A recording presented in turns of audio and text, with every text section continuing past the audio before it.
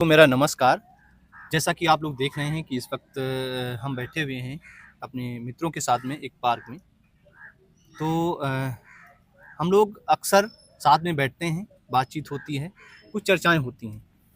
चूँकि समय है और चीज़ें वर्तमान में क्या चल रही होती हैं और कौन-सी घटनाएँ घटित होती हैं, तो हम लोगों को देखना रहता है और सब लोग देखते भी हैं ये चीज़ें। तो आजकल अगर बात की जाए तो चीज़ें ये चर्चा का विषय ही नहीं है। ये महत्वपूर्ण मुद्दे हैं जिनको समझना हम लोगों के लिए बहुत ज़रूरी है और आने वाली पीढ़ियों को भी इन पे चर्चा करनी चाहिए। अगर बात करें अपने धर्म की, तो इस समय बहुत चर्चा का विषय बना हुआ है महाकुंभ। महाकुंभ वैसे तो जब 6 साल के दरमियान लगता है तो उसको हम अर्धकुंभ कहते हैं और जब 12 साल के दरमियान लगता है तो उसको हम महाकुंभ कहते हैं, यानी पूर्ण कुंभ माना जाता है। तो इस समय जो कुंभ चल रहा है, तो इसके इर्द-गिर्द कुछ बातें हैं जो कहते हैं कि 144 साल के बाद आया है ये कुंभ। तो अगर हम ऐसा कुछ मान भी लेते हैं, तो इस कुंभ के क्या मायने हैं? इस कुंभ को हम किस नज़रिए से देख पा रहे हैं? और वर्तमान में जो लोग इस कुंभ में इसके प्रत्यक्ष रूप से उसको देख पा रहे हैं, वहाँ जा पा रहे हैं, तो उनको कुंभ के माध्यम से क्या सीखना चाहिए, क्या जानना चाहिए? क्या उनकी जिज्ञासाएँ रहनी चाहिए कि अगर हम वहाँ जाते हैं, तो इस कुंभ से हम क्या कुछ ले पाते हैं, जो आने वाली पीढ़ियों को हम इस बात का एहसास दिला पाएँ कि जो कुंभ हमने देखा, उससे हमने इतना कुछ सीखा और आने वाले कुंभ से क्या हम उम्मीद कर सकते हैं। तो हमारे साथ में ये मित्र हैं हमारे, ये अंकित जी हैं। आप शायद परिचित होंगे इनसे, ये बेसिक शिक्षा विभाग में असिस्टेंट टीचर हैं और ये हमारे साथ में आशीष जी हैं, जो हाई कोर्ट में अमीन के पद पर हैं। तो बारी-बारी से हम जानना चाहेंगे इनसे कि कुछ जो सवाल हैं, शायद आपके मन में भी सवाल हों, उनके जवाब आपको मिल सकें। अगर आप भी ऐसी कोई चर्चाएँ कर रहे हैं, तो शायद आप उन मुद्दों से जुड़ पाएँ, उन कहानियों से रूबरू हो पाएँ, जो शायद कुंभ के माध्यम से आप जानना चाहते हैं। तो ये अंकित जी हैं, इनसे हम जानने की कोशिश करेंगे कि कुंभ की वास्तव में क्या महत्ता है। तो अंकित जी, आप अपने विचार। कुंभ की महत्ता बताने से पहले मतलब आलोक हम ये बताना चाहेंगे कि मतलब कुंभ जैसे आपने कुंभ का परिचय दिया, एक छोटा-सा परिचय दिया कि कुंभ एक ऐसा मेला है जो अलग-अलग प्रकार का होता है कि एक अर्ध कुंभ होता है, महाकुंभ होता है, कुंभ होता है, पूर्ण कुंभ होता है, इस तरीके से होता है। तो हम मतलब महत्ता बताने से पहले एक बार उसकी मतलब रूपरेखा बताना जी, चाहेंगे बिल्कुल। कि कुंभ का अर्थ क्या है? जैसे कुंभ शब्द जो है मतलब अगर भारतीय वैदिक दर्शन की तरफ अगर हम चलें, अगर हम मतलब भारत के मतलब धार्मिक स्रोतों को देखें, तो ऋग्वेद जो हमारा सबसे पुराना और सबसे पहला वेद माना जाता है, वहाँ पे कुंभ शब्द की मतलब चर्चा की गई है और अलग-अलग और भी उपनिषदों में जो है कुंभ नाम मतलब मिलता है, मेले जी, का नाम मिलता है। ठीक है? तो कुंभ जो है कुंभ का अर्थ होता है कोई घड़ा, कोई बर्तन। जी, जी। ठीक है? कोई बर्तन और जो ये मेला है मतलब इसके पीछे कुछ मतलब कहानियाँ हैं जो वैदिक स्रोतों में हमें मिलती हैं और ये मेला लग मतलब जो होता है लगता है इसको लगाने का जो मतलब इसके लिए हम ज्योतिषी में गणितीय जो है परिकल्पनाएँ मतलब परिकल्पना क्या ज्योतिष में हम लोग गणितीय कलन करते हैं। जी। उसके अनुसार हम कुंभ मेले का आयोजन करते हैं अलग-अलग जगहों पे।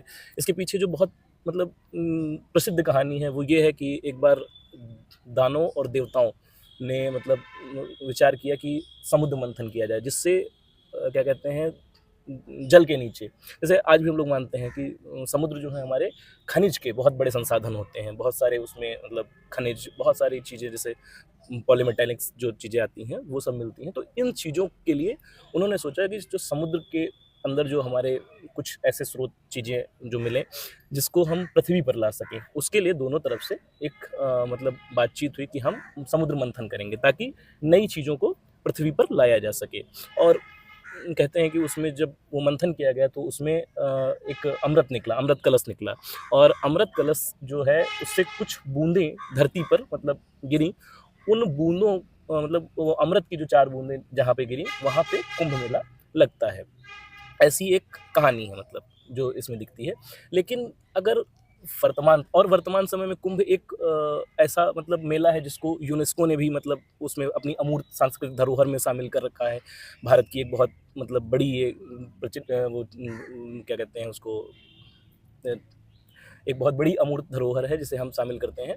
ठीक है, तो इसके हिसाब से कुंभ एक बहुत बड़ी गैदरिंग मानी जाती है इस धरती पर। मतलब एक माना जाता है कि इस बहुत धरती बड़ी पर, हाँ, घटना है। एक बहुत बड़ी घटना भी है, और एक साथ इतने लोगों का समूह बहुत मतलब एक रेयर घटना है, ये भी माना जाता है। लेकिन अगर हम उस कहानी को ही प्रतिबिंबिक रूप से जोड़ें, अगर हम देखें कि जैसे क्या होता है ना कि हम लोग क्या कहते हैं कि एक तरफ दानव थे, एक तरफ देवता थे, और हम समुद्र का मंथन कर रहे थे। लेकिन क्या वास्तविकता में ये समुद्र का मंथन था? अगर हम इसको प्रतिबिंब स्वरूप माने तो ये समुद्र का मंथन नहीं था, ये विचारों का मंथन था। जी। क्यों? क्योंकि भारत को हम विश्व पटल पे एक दार्शनिक देश के रूप में देखते हैं। अगर हम कहें कि विभिन्न प्रकार के दर्शन, जैसे आप षट दर्शन की बात करें, ठीक है, आप शंकराचार्य के अद्वैत दर्शन की बात करें, रामानुजाचार्य के विशिष्टाद्वैतवाद की बात करें, तो बहुत सारे दर्शन जो भारत से निकले अलग अलग जगहों से, और शैव दर्शन है, बहुत सारी चीज़ें। तो इसमें क्या है, उन्हीं चीज़ों को अगर हम लेकर चर्चा करें तो जो कुंभ का मुख्य महत्व है तो वहाँ पे विचारों का मंथन था। और आज भी अगर आप उसे देखें तो आपको वो उसी स्थिति में दिखेगा जैसे उत्तर भारत का कोई व्यक्ति और दक्षिण भारत का कोई व्यक्ति अगर एक जगह पे मिलेगा तो वो अपनी संस्कृतियों का आदान प्रदान करेगा, भाषाओं को आदान प्रदान करेगा। दक्षिण भारत का तमिल बोलने वाला व्यक्ति जब उत्तर भारत की हिंदी भाषा बोलने वाले व्यक्ति से मिलेगा तो जो भाषा का विवाद, जो आप देखते हैं कि भारत में बड़े स्तर पर रहा भाषा का विवाद, संस्कृति का विवाद, तो अगर हम उससे जोड़ें तो कुंभ का ये महत्व है। कुंभ का महत्व है विचारों का आदान प्रदान। हम एक जगह पे बैठकर, जैसे आप देखते हैं कि कुंभ में नागा साधु आते हैं, बहुत सारे और लोग महामंडलेश्वर हैं, विभिन्न प्रकार के शंकराचार्य हैं, वो लोग एक जगह पे इकट्ठा होते हैं। तो हम मानते हैं कि धर्म की दुनिया में, अगर धार्मिक क्षेत्र में इन लोगों की जो सोच और समझ है वो आम जनमानस से ज़्यादा बेहतर है, यही तो मानते हैं। तो इस वजह से उन लोगों के द्वारा धार्मिक रूप से एक स्वस्थ विचारों का आदान प्रदान हो। हर जैसे उपनिषद में एक बात कही गई है, मुंडे मुंडे मतर भिन्ना, जी, कि हर व्यक्ति के दिमाग में अलग अलग चीजें चलती हैं। तो कुंभ एक ऐसी जगह है जहां पे हम उन विचारों को बाहर निकाल सकते हैं। और मंथन क्या है? जी, जी, मंथन तो यही है ना, यानी हर जगह से आए हुए लोग, हाँ, उनका पहनावा, उनकी संस्कृति, उनका खान पान, उनका व्यंजन, यही तो है। जी, जी, यानी तो वो एक पास इकट्ठा होंगे। और इसके साथ साथ विचार, जी, सोच। जी, जैसे क्या है कि हम एक चीज देख रहे हैं कि कुंभ में लोग जा रहे हैं और जाके वहाँ डुबकी लगा के और चले आ रहे हैं। तो क्या कुंभ के असल मायने में वो समझ पा रहे हैं? अगर वर्तमान परिदृश्य की या अभी की चीज़ें देखी जाए तो जो मुझे लगता है कि हम वहाँ जाकर स्नान कर लेते हैं। देखो, स्नान करना एक, अगर वैज्ञानिक रूप से देखा जाए तो स्नान करना एक तरीके से कि जैसे नहीं होता है कि अपने शरीर को स्वच्छ करना, ऐसा हम मतलब वैज्ञानिक दुनिया में भी हम मानते हैं कि स्नान एक बहुत महत्वपूर्ण चीज़ है जीवन की। जी, जी, ठीक, स्नान करने के लिए भी पानी का स्वच्छ होना जरूरी है। हाँ, ये बात आशीष तुम्हारी सही है कि उसका स्वच्छ होना जरूरी है।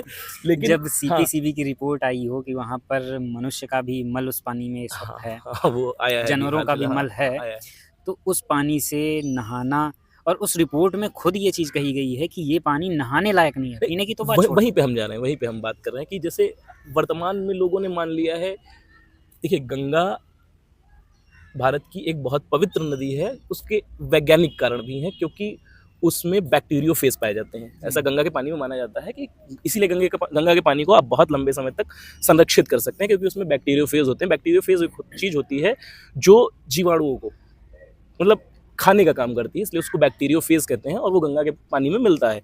बेशक आप अगर बहते हुए गंगा के पास और बहते हुए किसी भी जल में अगर आप नहाते हैं तो आपका शरीर स्वच्छ हो जाता है, लेकिन हम सिर्फ वहां पे नहा के चले हैं।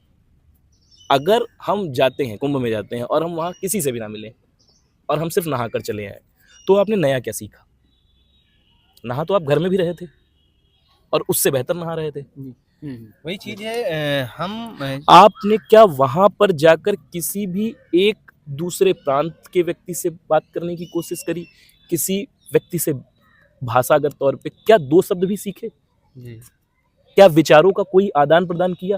जी आप अपने परिवार के साथ गए। सामान्यतः भारतीय परिवारों में माना जाता है कि लोगों की सोच परिवार के हिसाब से एक जैसी ही होती है। क्या आप वहां किसी नए परिवार से मिले? किसी नए व्यक्ति से आपने वहां पे बातचीत करी? अगर आपने ऐसा नहीं किया तो मुझे लगता है, व्यक्तिगत मुझे लगता है, हो सकता है मैं गलत हो सकता हूँ, लेकिन व्यक्तिगत मुझे लगता है कि फिर आप कुंभ के असल मायने नहीं समझ पा रहे।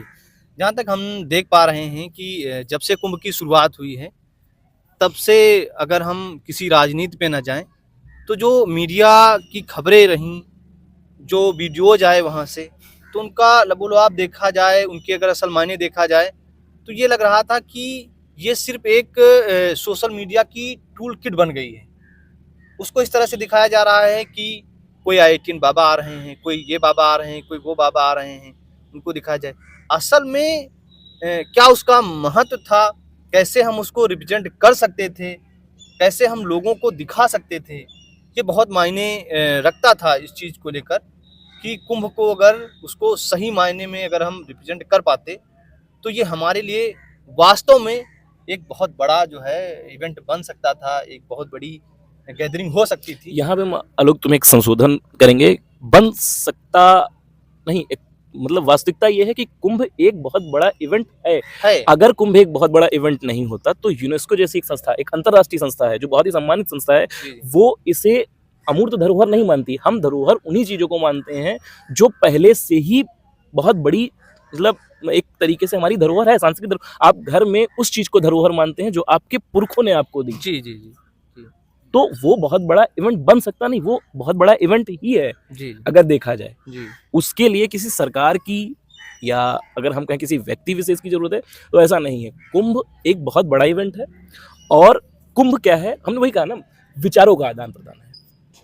जी अलग अलग जगहों से, अलग अलग, कोई उज्जैन के महाकालेश्वर का महामंडलेश्वर वहां के आके बैठता है, कोई कहीं का, अन्य लोग भी जो आम जनमानस है, कोई कलेक्टर है कहीं का, कोई डिप्टी कलेक्टर है, कोई अन्य नीचे के पदों पर, वो अपने विचारों को साझा करते हैं। मेरा कहने का मतलब ये था कि कुंभ इससे भी पहले लगते आए हैं और बिल्कुल कुंभ अभी लग रहा है, लेकिन क्या है कि जिस हिसाब से गैदरिंग हुई, जिस हिसाब से लोगों का रुझान हुआ कुंभ के प्रति, क्योंकि पहले क्या है कि हम लोग बचपन में देखते आते थे, गांव से 2-4 लोग ही जाते थे, लेकिन इस बार क्या हुआ कि हम आसपास जो देख रहे हैं वो कुंभ की तरफ जो है भगा चला जा रहा है, वो जो है डुबकी लगाने के लिए आतुर है।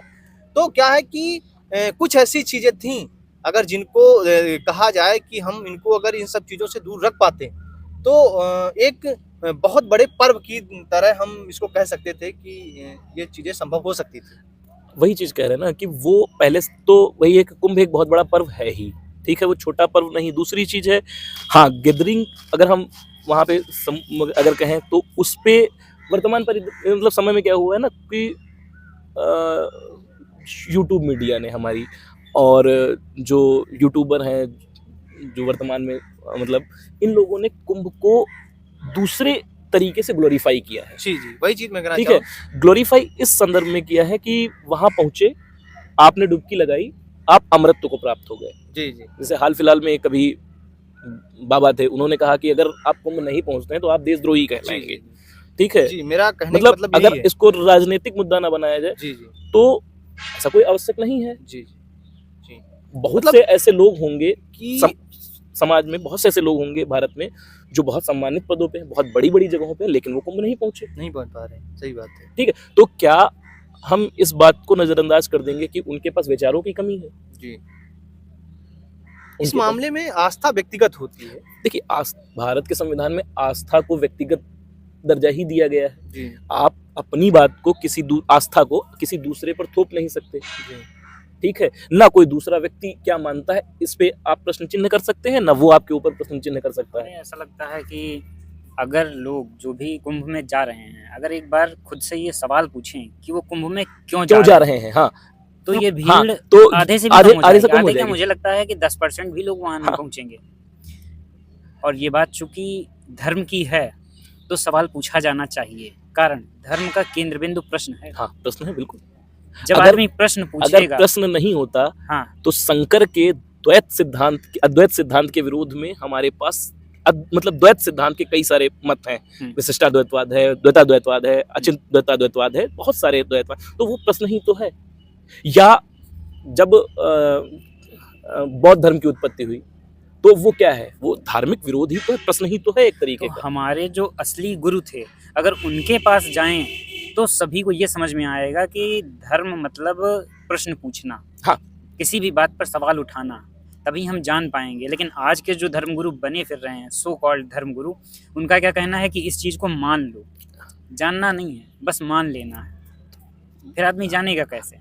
अगर कभी पहुंचेगा ही नहीं उस चीज़ तक। अगर मानने की ही बात, मतलब सब कुछ मान ही लिया जाता तो इस प्रकृति को बनाने वाले ने आपको दिमाग ही ना दिया होता। अगर सब कुछ मान लेने की ही बात होती तो हम जब आदिवासी थे, आदिवासी के जब हम जंगलों में रहते थे, ठीक है, आदिम समाज में थे, तो हमने मान लिया होता, हम आगे बढ़े ही नहीं होते। हम आज भी पत्ते लपेट रहे होते, गुफाओं में रह रहे होते, भालों से शिकार कर रहे होते। अब ऐसी जानने की बातों ही से तो कोशिश क्या थी। लगता है, ऐसी बातों से लगता है कि हम लोग धर्म विरोधी हैं। हम लोग धर्म विरोधी नहीं हैं, हम लोग जो असली धार्मिक लोग हैं उनको मानने वाले हैं। जैसे शंकराचार्य, हमने बात करी, आदिगुरु शंकराचार्य, उनको मानते हैं क्योंकि उन्होंने प्रश्न करना सिखाया। आज के लोग बहका रहे हैं, लोगों को मूर्ख बना रहे हैं, हम लोग उनका विरोध कर रहे हैं। तो ऐसा लगता है चूंकि उनके पास भीड़ है, वो उनकी बातों को बस मान ले रही है। वो जो कह रहे हैं वो कहते हैं कि इसे मान लो, और हम